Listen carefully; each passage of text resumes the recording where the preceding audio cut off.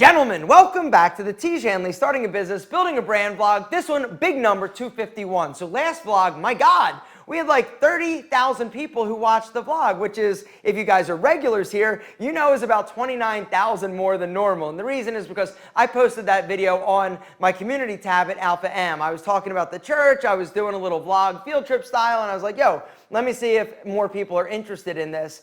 And it was really cool to see the views just like skyrocket. Now, for those of you who are new, just to real quick give you a brief sort of overview of why we've been doing this, because I'm assuming that a lot of you didn't know that I do a business vlog once a week. We started this vlog 251 weeks ago. The idea was pretty simple. When we started Tiege Hanley, I thought to myself, it would be really cool if I did a vlog where I actually take you through the process. Each week, the idea was to give you a different business lesson or talk about something that we're dealing with at Tiege Hanley. And over the course of the past 251 consecutive weeks, you have, if you've been following, you've seen our highs, our lows, you've helped us pick our packaging, and you have seen the fishy smelling PM moisturizer disaster, which happened a while ago. But the whole premise and idea is that we want to be of help, right? If you are somebody who is an entrepreneur or thinking about starting a business, we want to be there, we want to be a resource. So you can basically watch through all of our 251 weeks and learn different lessons that we have learned. Because honestly, we have hit some major speed bumps,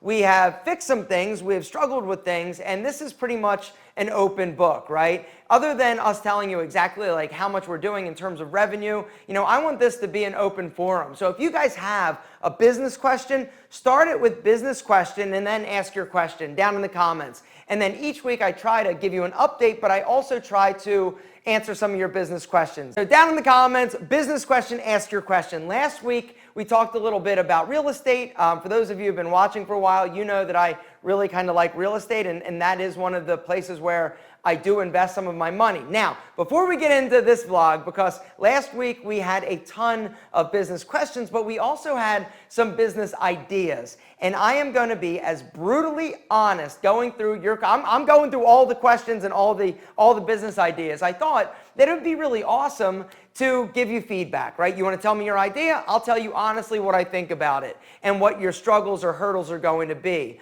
Because every entrepreneur needs desperately somebody that is willing to be brutally honest and not just be like, oh my God, great job, Brian. This is an incredible idea, even if the idea sucks. But before we get there, I want to just show you real quick one of the downsides, or one of the things, I shouldn't say a downside. It's something you need to be aware of when you start investing in real estate, and that is property taxes, all right? So on my desk right here, these are all my property tax bills, all right? Some are city taxes, the other ones are county taxes. Yesterday, I paid 6, and today I'm gonna pay the rest of them. I was just tired of writing checks, honestly. But it is definitely a reality. If you are somebody that is going to get into real estate, you need to understand that you're going to have property taxes. And depending on the value of that asset, those taxes can be super, super expensive. One thing that I have done, I'm actually going to take you and show you something, is I have a few rental units, right? A few properties that I rent out. Now, the upside to that is that it's some cash flow. The other upside, and let me just show you. First, I bought my office, right? I was like, damn, I love my office. But then there was another asset, this one, that was bank owned. And meaning that it was somebody else that had it, and it went into foreclosure. And so it was a really good value. And so I ended up buying it, not knowing what I was going to do with it, but I fixed it up. I spent about $30,000 like inside, like remodeling it a little bit. And then for the past like 4 years, I have leased it to a wealth management company. Now, why is that important? Well, number one, I'm getting income every month. The other upside to having them is that the rent that I charge and the rent that I receive from them pays for all of my property taxes for all of my other real estate assets. So the rent that I get from that one asset is enough to pay my property taxes for my office, my home, my other real estate investment stuff that I have. And so that is something to sort of think about and consider. But now, speaking of considering, I want to get to your business ideas because we have a ton of comments from last week and I cannot wait to be brutally honest with you. The first business idea is from our friend MattMan580. He says, cardiac trauma center that specializes in curing spicy senoritas that had their hearts broken by Tiege Hanley users. Quite frankly, if you're going to do that, I would like to be an investor because that's a home run 100% of the time. The next business question comes from our friend Justin Campbell. His business idea is being a business coach, sales coach, business consulting. How do I market myself, my ideas? So here's the deal.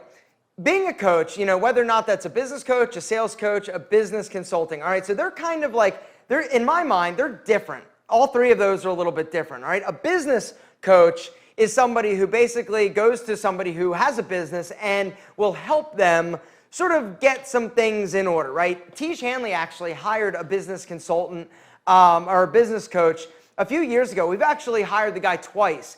And he came in, took a look at sort of like upper management, he interviewed everybody, and really got a good feeling of what we were doing at Tiege Hanley and what we needed to fix and what we needed to change. Now, his whole claim to fame is that he had experience with different businesses. The biggest and hardest thing that you're going to have to face when it comes to being a business coach is a resume, right? What gives you, why are you an expert? What makes you an expert? Seriously, now, for me, could I go out and start a business helping other entrepreneurs? Could I be like a YouTube consultant? Yeah, because I've done it. Could I be a business startup coach or a grooming company coach? Yeah, I could, because I've done it. People will buy in and people will believe that I can help them because I've done it, right? I've been there, got the t-shirt. Now, what makes you an expert? That's my first question. That is the one thing you're going to need to have to answer. If you want to do business consulting or you're a business coach, you better be able to walk the walk. You have to have a pretty solid resume. Now, it's probably not as solid as you may think, as long as you're able to market yourself effectively. Now, a great place to start marketing yourself, I would say, is LinkedIn. LinkedIn is an amazing place because you can kind of do your research, you can look to find, what the business is, and you can do a little pre-connaissance and then reach out to these people. And that is a super targeted way to very affordably get in front of them and just reach out, send them a contact, right? Try to connect with them and just say, hey, I noticed, you're so-and-so, you've got this business, this is what I do, this is my name, this is a link to my website. These are some referrals. And I guess that would be something else to look into, is develop a list of some referrals. Referrals, you are going to need to build up a Rolodex of people that when you're going to a client or potential client, you can say, hey, here are some referrals, or if they ask for referrals, you can actually give them the names and numbers. Now, the way that we found sort of ours, it was a referral through word of mouth. And so what I would recommend is start to do some of these clients or take on some people sort of pro bono. If you've got friends that are already in business, maybe it's small business. It could be even like brick and mortar business. If you could go in and sort of analyze, even if they don't pay you anything, just to get that experience, you need to be able to talk the talk. And so getting in there and getting that first paying client is going to be the most difficult. And so what I would recommend is do it for free, build up a little experience, get a testimonial, put it on your website, and that is a good place to start. And then use LinkedIn. You could also do, business YouTube videos if you wanted to, or Facebook videos.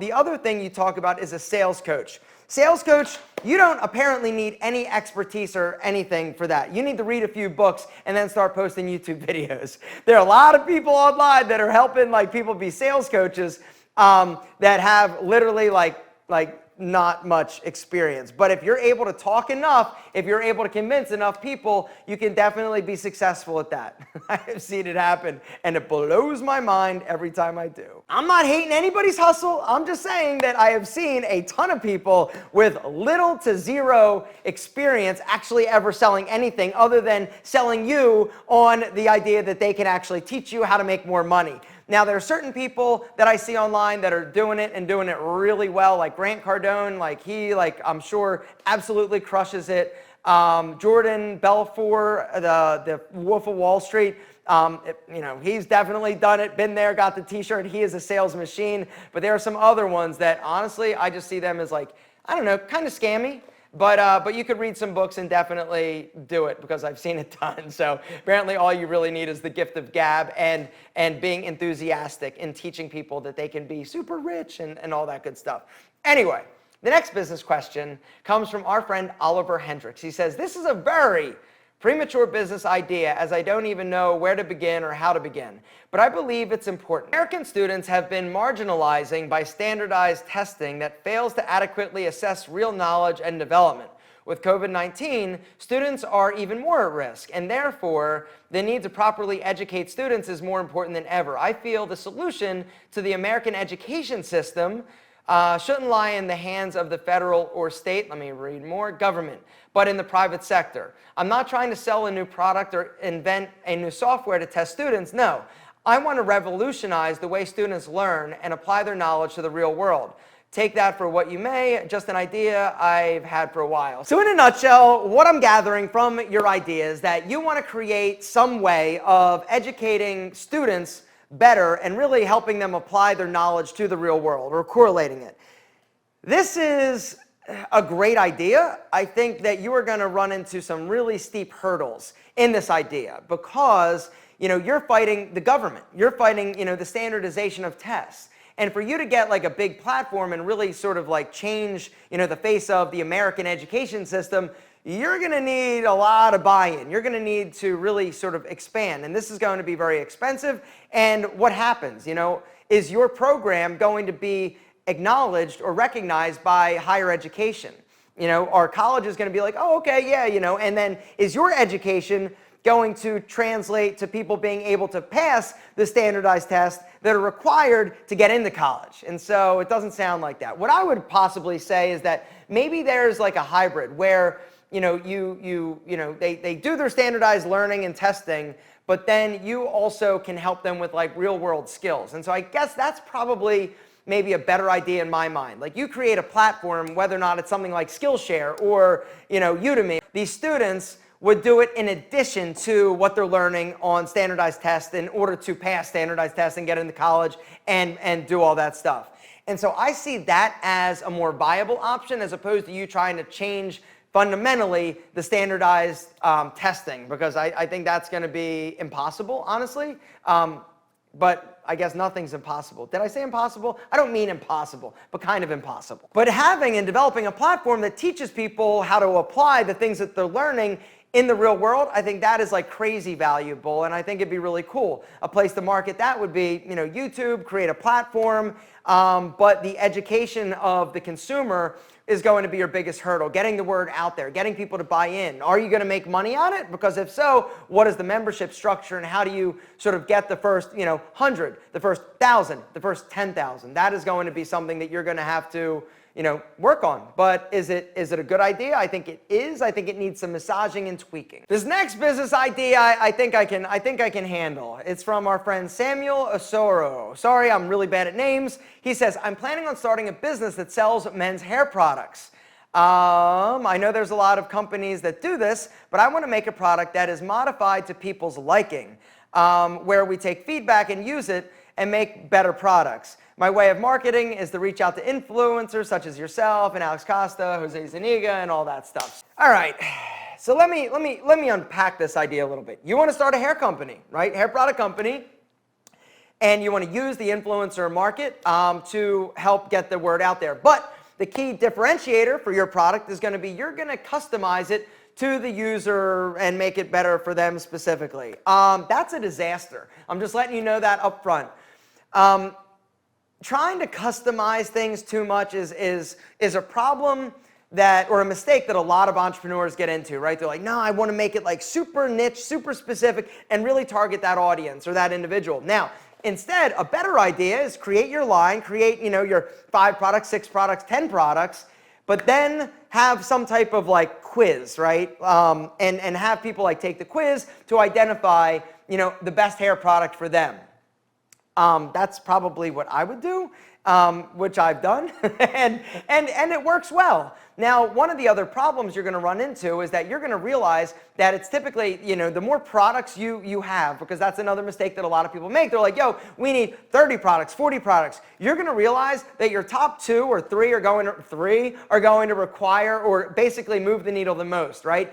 the 3 most popular products are going to be what you sell 80% of the time, and the rest is just a lot of noise. And so you having to invest money in all of these auxiliary products when you really should just be investing your money in the products that move the needle, I would say that's a better idea. In terms of having influencers market your product, that's going to be a very expensive undertaking, because the amount of money that these guys require in order to get out of bed in the morning and make a video and pitch your product is getting super high. And so I think you need to figure out a better way to market this, something more affordable. There are options out there, but you've just got to be smarter with your money. I think a lot of mistakes a lot of people make, or that a big mistake that I see certain companies making, is that they think that just doing a promotional video with me or somebody else who's popular, who has a following, like, will solve all of your problems, and like the money will just rain in from the sky. The answer is it won't. And you can waste a ton of money thinking that that's going to actually move the needle. You've got to be smarter with the way that you market, the way that you spend your money. You only spend, $10, $20, $30, $40, $50,000 once and not get it back before you realize, that's not a viable marketing strategy. The next business idea is from our friend BoxFriend. He says, I'm starting a video production business where I will work with local businesses to make them social media videos or ads. Right now, I'm doing free work to build my portfolio, but I'll start charging when I get a solid portfolio. Great idea. I love it. And you notice that you're doing exactly what I said to the one gentleman who wanted to start like a consulting business. Do the work for free. You need to build up a resume. You also just need to sort of find yourself in whatever you're doing. This is an amazing idea, because a lot of local businesses, they don't have somebody on staff. They don't have, an owner of the business that is super tech savvy or good at social media. And so for you to come in and solve a problem. Now, Antonio calls it, or somebody calls it, a bleeding neck problem. Meaning, like, if you can figure out a problem to solve that a company needs, like if you don't get help with this, your business isn't going to thrive, it's not going to be successful, and you can come in and solve that problem, 100% game over, you win. And I see social media and the ability to create videos and help companies that don't have a good solid social media foundation, help them in this area. I think that is a bleeding neck problem for a lot of businesses, because you think about it, right? 15 years ago, if you didn't have a website, it was like, okay, most people didn't. Now everybody's got a website, whether or not you are, Jimmy Sue's, hair cuttery down the street, or you are, a major brand, everybody has a website, because that is how people find people on the internet. And if you don't have a website, like, are you even in business? Just having a website, that's not all the battle. Now, it's all about social media, right? You've got to have a social media presence, whether or not it's on Instagram or Facebook, or just having collateral that you can share. And that's the other beautiful thing. So if you can come in and create a business that solves this problem or helps them solve this problem, but I'm going to take it one step further and help you build a bigger business. Instead of just creating the videos, why don't you find somebody that can actually help them run or manage or implement or execute